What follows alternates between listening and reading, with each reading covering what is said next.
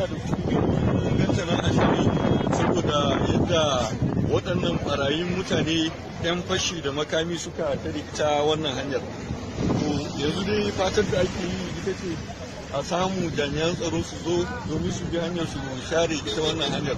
Su ni dai wasu yanzu haka an riga watakila da yawa an sace su saboda akwai waɗanda suke gaba, sannan akwai wani bawan Allah da kamar yadda kuka gani wanda aka samu aka ɗauka bayan an harbe shi a gefe hannunsa, Allah ya sa ba a same shi sosai ba, amma an samu an garzaya da shi asibiti.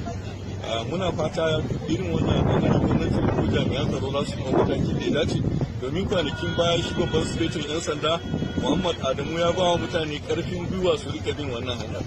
To a gaskiya ni na biyo hanyar na zo na samu ana satar mutane har yanzu. Wannan ya nuna har yanzu akwai sauran na akaba kenan. Maganar an kori waɗannan masu satar mutane ba haka yake ba. Saboda haka waɗannan barayi suna nan, kuma tun da muka taso tun daga Kaduna har wannan waje ban ga jami'in tsaro ko guda ɗaya ba. Wannan ya nuna akwai bukatar ɗaukar sauran mataki, ya kamata hukumomi su farka domin kare rayuka.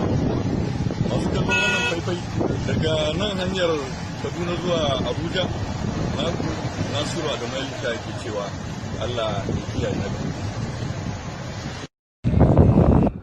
Oh Lord, kidnappers along Abuja Kaduna Road. See what's happening, like we can't even move.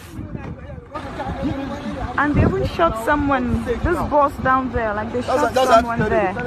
God have mercy.